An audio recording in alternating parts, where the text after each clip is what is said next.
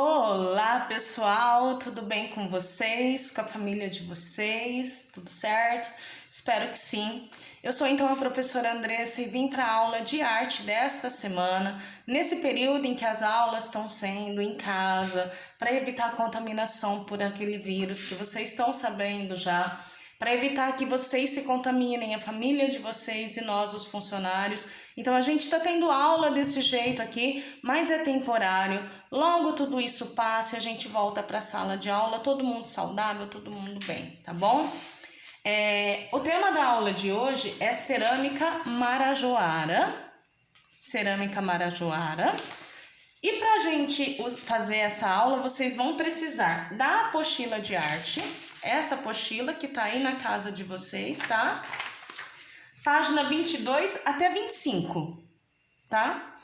Lápis de escrever, borracha e material para pintura. Pode ser lápis de cor, giz de cera, canetinha, qualquer outra coisa que vocês queiram usar para pintar. O que tiver aí, tá bom? Então, gente, abre a apostila lá na página 22 e vamos para a aula de hoje.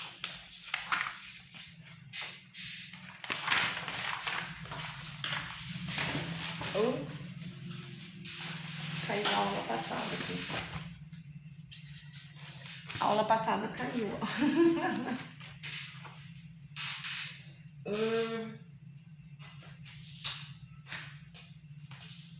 Essa deu trabalho para fazer, né? Essa daqui deu trabalho para fazer, né? Agora a gente vai para outra coisa, tá bom? Então, ó, página 22 da apostila. Eu vou ler isso daqui. Presta atenção na leitura, na explicação, para vocês entenderem o que é que vocês vão fazer depois, tá bom? Então, vou começar lendo aqui. Acompanha a leitura comigo. Cerâmica marajoara. Os marajoaras viveram onde hoje é a ilha de Marajó. Por isso chama marajoara, porque são cerâmicas diferentes das outras encontradas no país. E essas daqui foram feitas por indígenas, por pessoas de povos primitivos que viviam na ilha de Marajó, que fica no estado do Pará, há cerca de 1000 anos atrás. Faz mais ou menos 1000 anos que eles fizeram essas obras, tá? Quando os portugueses chegaram ao Brasil, mais ou menos 500 anos atrás, essa tribo já tinha desaparecido. Ainda assim, as peças de cerâmica feitas por eles, descobertas no final do século XIX, ficaram muito conhecidas por sua qualidade e pelos grafismos, pelos desenhos. Como eu falei para vocês, a qualidade do material e os desenhos do material das obras ali são diferentes da qualidade dos desenhos de qualquer outro lugar do país e do mundo, tá? São diferentes. Tem uma fotografia aqui de uma estátua. Eu vou dar um tempinho para vocês olharem para essa estátua antes de eu começar a ler aqui do lado, tá? Olha lá para ela então, gente. Presta bem atenção na carinha, nos olhos, nariz, cabelo, boca, mão, perna. Tá em cima do que essa pessoa nessa estátua? Pensa bem. Olha lá. Olha os desenhinhos. Já olharam? Agora eu vou ler aqui a explicação, o que é essa estátua. Isso daqui, na verdade, não é uma estátua, é uma urna funerária. É como se fosse um caixão onde a gente põe as pessoas que já morreram, que já faleceram, só que ela é feita de barro e pequenininha, porque ali a gente coloca só as cinzas da pessoa que morreu, tá bom? Encontrada na ilha de Marajó, no Pará. Então, isso é uma urna funerária. Vai lá para a página 23. Ó. Eu vou ler aqui em cima e a gente vai olhar as imagens e lá embaixo, tá bom? Então, primeiro lá em cima, acompanha a leitura aí.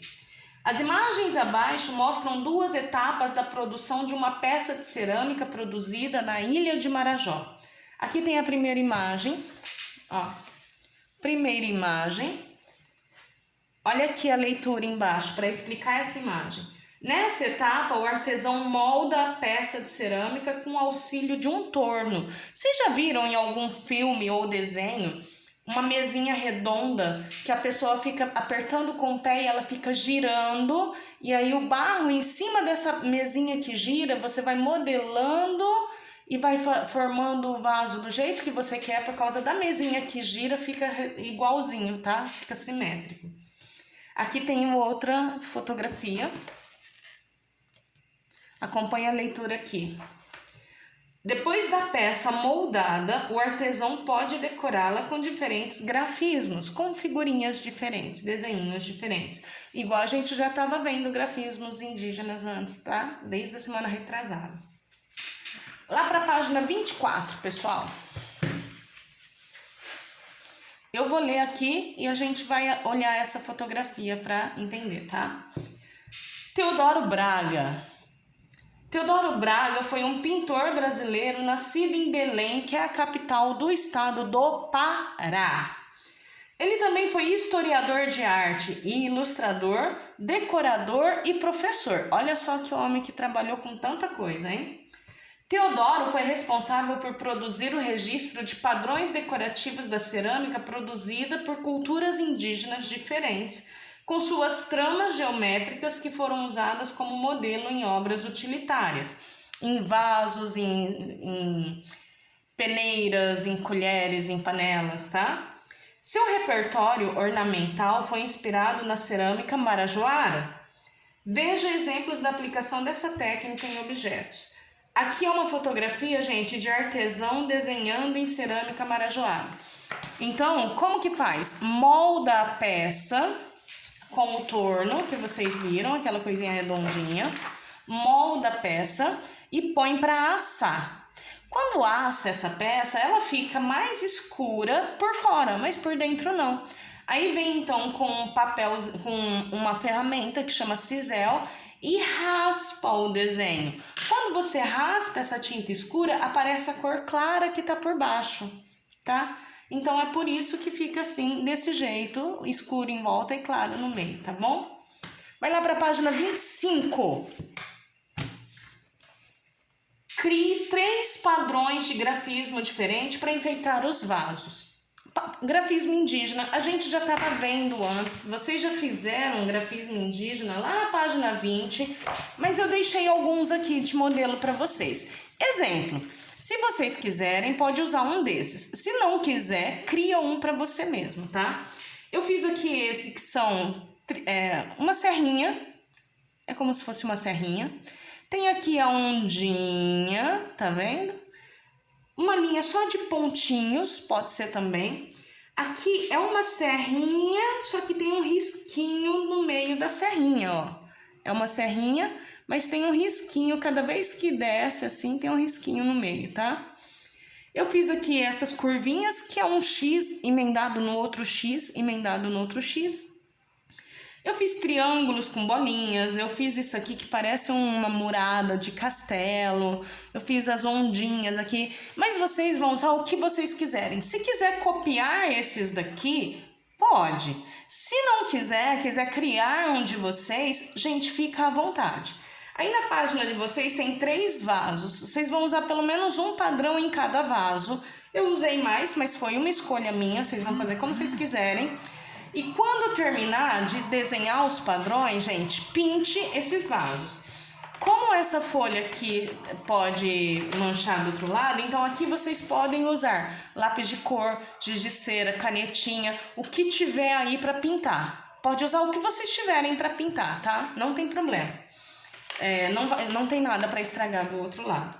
Então tem aí 3 vasos, vocês vão escolher pelo menos um padrão para colocar em cada um dos vasos. Eu deixei aqui alguns exemplos, mas vocês não são obrigados a seguir um padrão desses daqui. Você pode fazer o padrão sozinho de vocês, ou copiar o que vocês quiserem, tá? Então, aqui, por exemplo, nesse vaso redondo, eu usei o padrão da curvinha, esse padrãozinho aqui da ondinha, em cima e embaixo.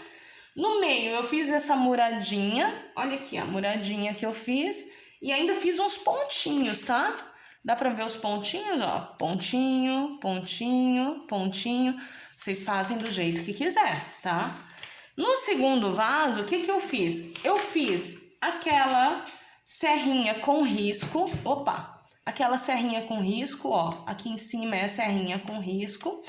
Aqui eu fiz as ondinhas, olha lá, a ondinha com pontinhos, e aí eu pintei, tá?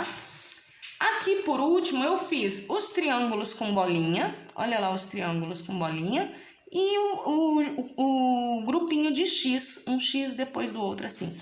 Mas, gente, como eu falei pra vocês, precisa fazer igual o meu? Não, você pode criar o padrão que você quiser. Olha pra apostila lá atrás, tem outros padrões que vocês podem copiar também. Por exemplo, na página 20 vocês fizeram. Na página 19, olha quantos padrões tem aqui na página 19 que vocês podem copiar um deles, tá? Pode copiar essa linha, pode copiar essa linha, ou essa outra linha aqui, o que vocês quiserem. Vocês vão, então, criar pelo menos um padrão para cada vaso, pintar, e é isso a aula de hoje, tá bom? Olha, gente, façam as atividades de arte das outras professoras. Lave bem as mãos quando estiver em casa, com água e sabão. Tudo que for fazer, gente, corre lá e lava a mão, tá? Use máscara se for sair de casa, mas não fique saindo à toa de casa, só saia se for necessário, ok? Se tiver na sua casa, use álcool em gel. Se não tiver, não tem problema nenhum, porque o principal para evitar a contaminação é lavar as mãos com água e sabão, tá? O álcool em gel ajuda, mas se não tiver, tudo bem. Lava a mão com água e sabão. Fique em casa, não fica andando pra rua à toa, não. E, gente, até a próxima. A gente se vê depois.